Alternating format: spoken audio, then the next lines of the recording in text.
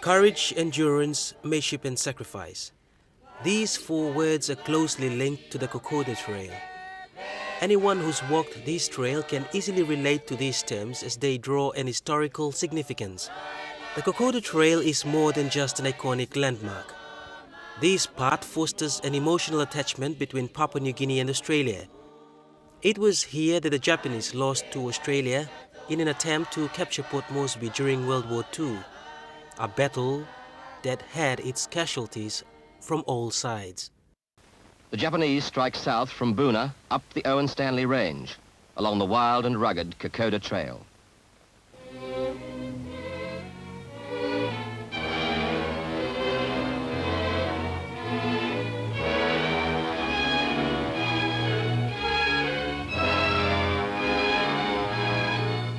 Native carriers get the wounded back, 3 or 4 miles a day. Cheerful through the nightmare journey, they earn their name, Fuzzy Wuzzy Angels. Wounds and sickness have taken their toll. There is a shortage of food, blankets and warm clothing, and little shelter from the rain and bitterly cold nights. The New Guinea campaign. On the Kokoda Trail, the Japanese, short of supplies and exhausted by the country, have retreated the way they came, closely pursued by the Australians. Attacks on the airstrips are thrown back by the infantry, and the Japanese withdraw. For the first time in the war, a Japanese force has been decisively beaten on land. The 96-kilometer trail passes through a rugged mountainous terrain, linking the central and northern provinces, and stands as a challenge to a range of people, from the avid bush trekker right through to the enthusiastic athlete, more commonly Australians. It is estimated that about 17,000 people visit the Kokoda Trail each year. Many walk the trek not only for the physical challenge, but also for the emotional and spiritual attachment that resonates from imprints left behind by those who put their lives on the line for a cause 70 years ago. Lovely village. We have great memories of being here before. Love coming past. There are several reasons. The special experience of walking the Kokoda track, interacting with the people of the Highlands, the beautiful countryside, but importantly the history. The Australian Papua New Guinea Fuzzy Wuzzy Angel connection, and all that. It's quite emotional for an Australian to walk the Kokoda track. Hi, sorry, I'm Festus from MTV. And I'm Brian. Okay, so we how long did it take for you to plan this walk? 6 months. 6 months. We thought about it for 6 months. Okay, You know, my 3 daughters, Tanya and Greta and Madeline. Hello. And so it was a family idea. So it's more like walking the tracks of the old soldiers who fought along The Australian soldiers, yeah. We feel very proud to do that. Daryl Muka and I recently visited Efogi, a village that lies strategically between the Kokoda and Koyari district stations along the Owens Stanley Range. As you can see, this is part of the Kokoda trek. It runs right through Efogi village. Kokoda is further east, and it is an approximate distance of 48.1 kilometers. To get to the Owens corner from Efogi village, it would take you about 45.5 kilometers. Like many villages along the trail, Efogi stands as a way station for bush trekkers, providing night shelters and even a massage for the weary traveler, a skill recently introduced by the Kokoda Trek Authority through its livelihood program. Livelihoods program is a program under the Kokoda initiative that's developed to help the communities along the Kokoda trek, especially in their livelihoods, enhancing or improving their livelihoods and their living standard. Currently, livelihood project where KT introduced him along the Kokoda trail and been helping on planting man law, changing Tiran law, especially in the side law and in only like money and like kind of working business, look at him family blow, so he got big blessings come up on the side. So also got trainings, eh? Yes, also running trainings na then. Only to go out na working training, working login na lo place will come. Also me blow guest house on us, lo case blow me. You just start any message goes to Nami apply maybe more guests into my area, so that's what you're working. Having the trail run through the center of the village, this is a common sight here. Groups of trekkers and porters traveling to the northern or southern ends of the trail, depending on where one started. Thank you for your hospitality and looking after us. Thank you. High five. Yeah. I'd love to tell you all about it, but I don't know anything about this place. We'll have to interview maybe some of those lovely people over Yes, we already did that, but it's good to see. It's a coincidence. there. We're wishing for trekkers to come along and you guys came. Yeah. You see who said there's no God over it. You think and it comes. That's it. The walk was very good, but you know, just like you, I was wishing I could find a pizza. Nice Italian pizza.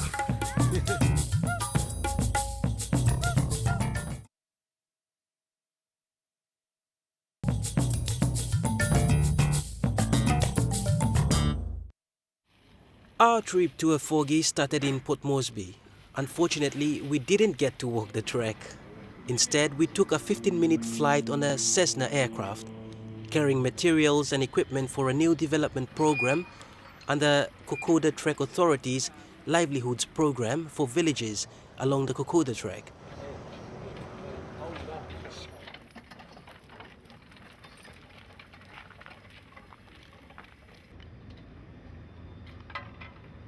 This part of the KTA program is funded by the Australian Department of Sustainability, Environment, Population and Communities as a partner in the joint PNG Australia Kokoda initiative.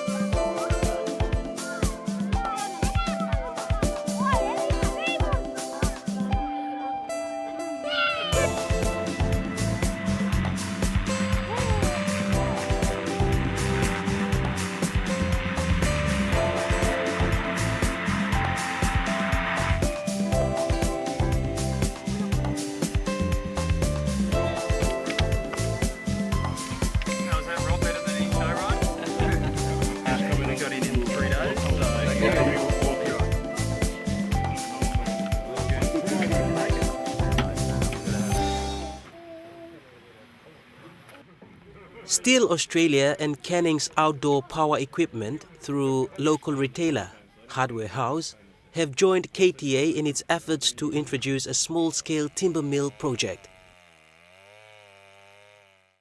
With the Kokoda Trek Livelihood Project, tell us where Hardware House and your partners come into the project itself. They put a notice out to the businesses of PNG to see who was interested in the milled timber project. Along with the milled timber project, part of that proposal was to supply nominated equipment, certain number of chainsaws and the peripherals that go with the chainsaws, and also the mill, so they can undertake some and do some milling.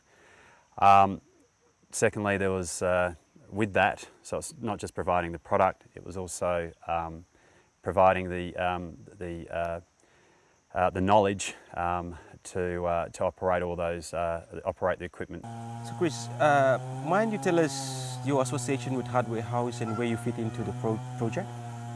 Hardware House have been a reseller of steel product in Papua New Guinea for a number of years, and through our association, I guess we were introduced to this program, and the Kokoda Trek Authority and the benefits that the program would bring to the communities have very much been a priority ever since we found out about it.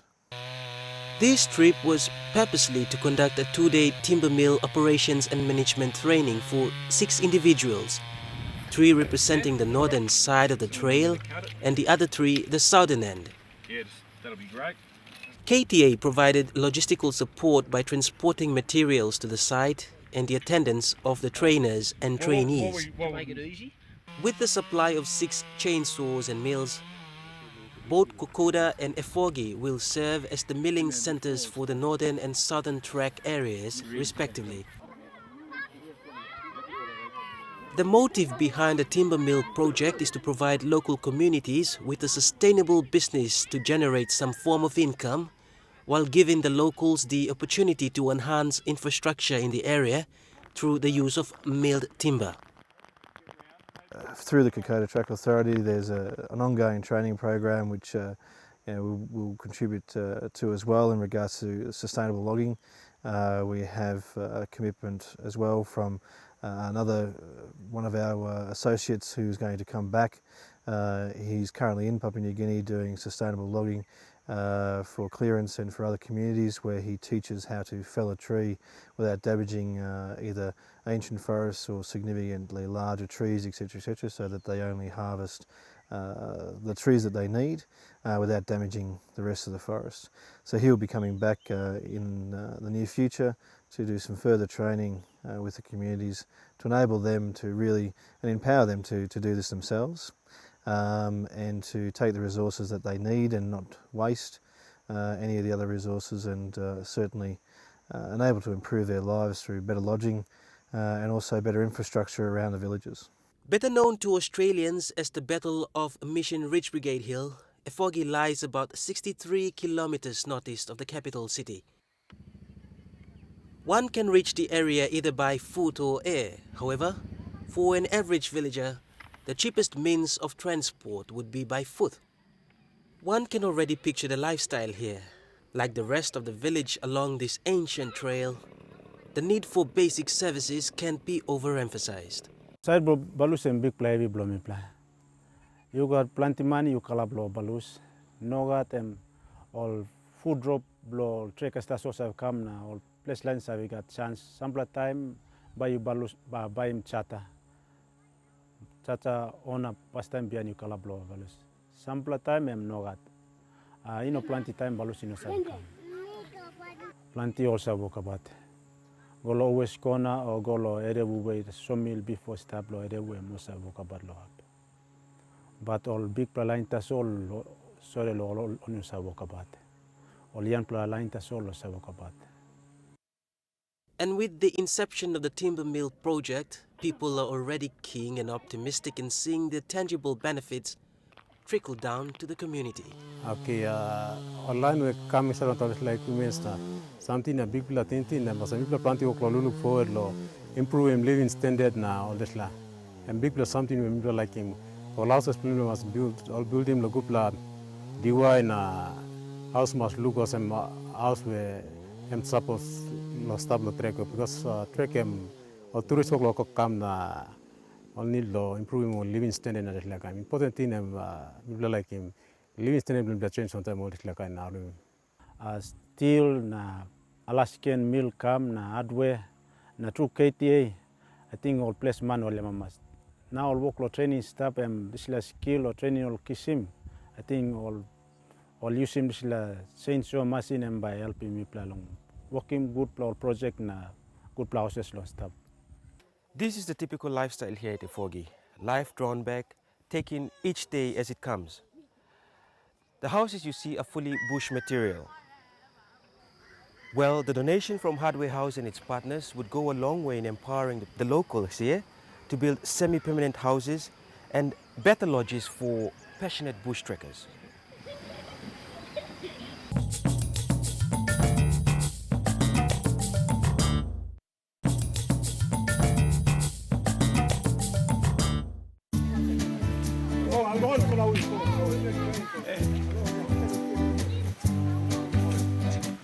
A 2-day training provided by Steel Australia and Canning's Outdoor Power Equipment was more a hands-on approach for 6 selected individuals representing the northern and southern sides of the trail.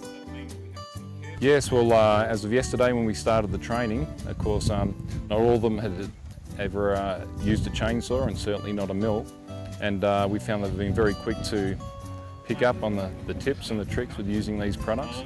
And as we see today, where they've had a bit more time using the equipment themselves, they're quite adept and quite proficient with using the products already, which really is a good demonstration of how simple and effective these tools are.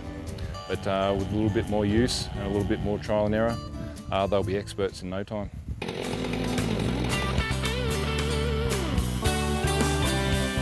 So you need to understand what your project is. So our friend, our carpenter friend over here says that he wants some 3x2s, 20 pieces, 2x2s, so and some 4x2s.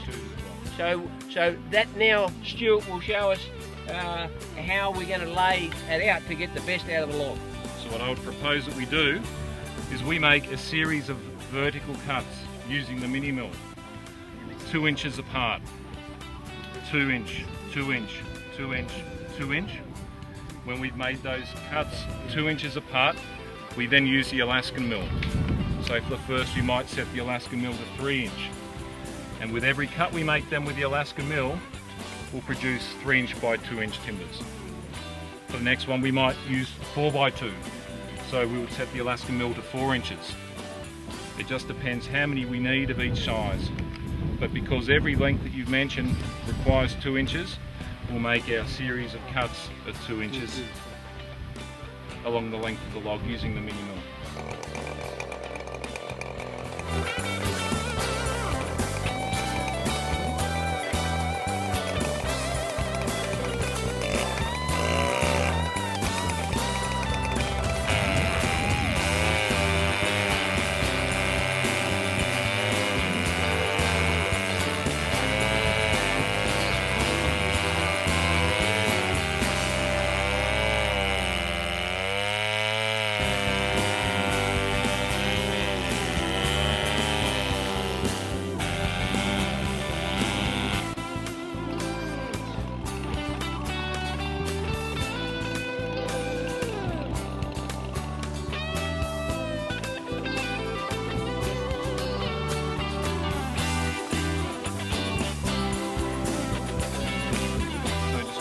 Mental maths. Is that a 1/4 of an inch, Stuart?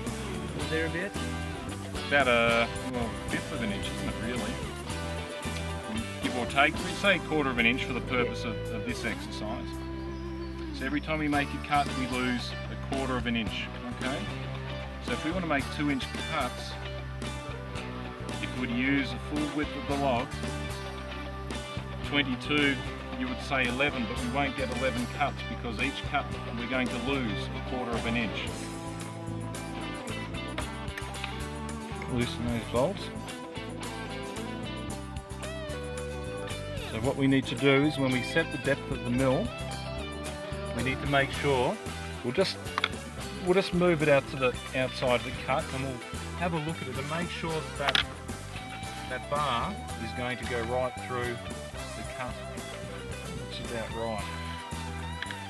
Always make sure your body is behind the saw, so you have full control. Your right hand controls the throttle and your other hand helps to guide the mill through the cut.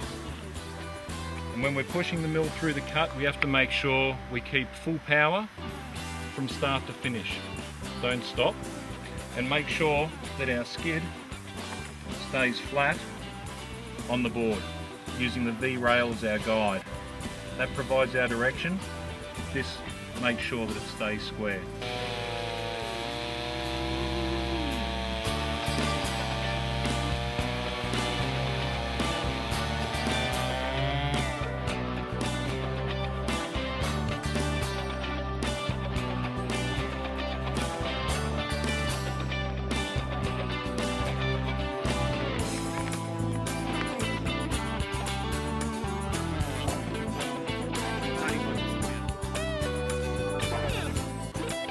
Make sure these timbers don't dry too quickly, because that's when you have a problem with twisting and warping.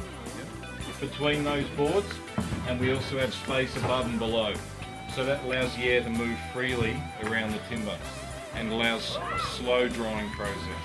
You can make lots of things, it's only limited to your creativity in your mind. So come and have a look what we made for Chris over here. Here is your new chair, Chris. Please come and sit. How is that? Is that comfortable? It's all comfortable. Oh, it's so comfortable. Very good. So thank you very much, Chris, and for your village for looking after us. We really appreciate it. And Steel Chainsaws #1, Alaskan Mills with the chainsaws, and Hardware House. Good combination. Thank you.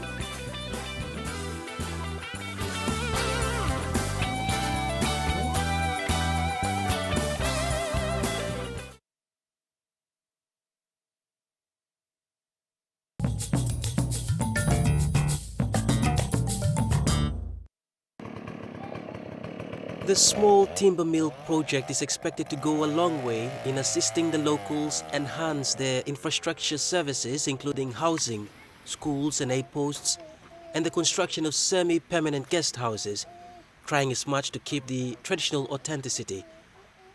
So it would be like having roofed irons or iron roofings covered with traditional bamboo leaves or kunai grass to give it the traditional look, as well as the walls can be bamboo covering, woven bamboo covering outside, and inside is good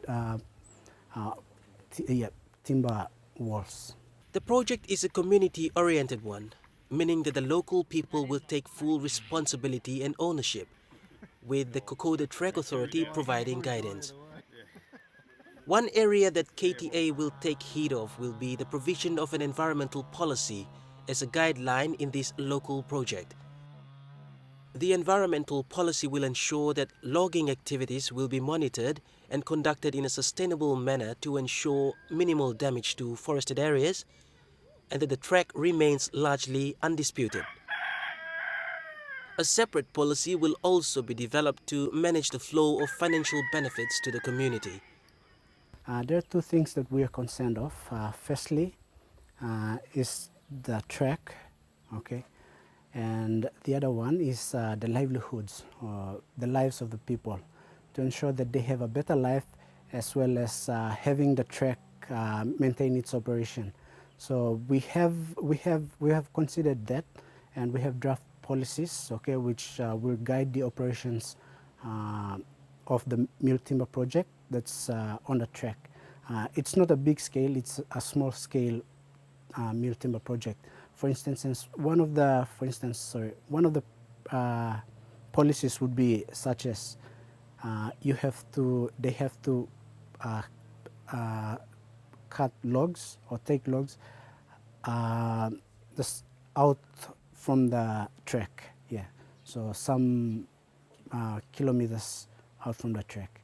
So that is one of those policies that would be drawn down strongly on the villages. The locals are already keen on fully utilizing the mills, with initial projects already thought up.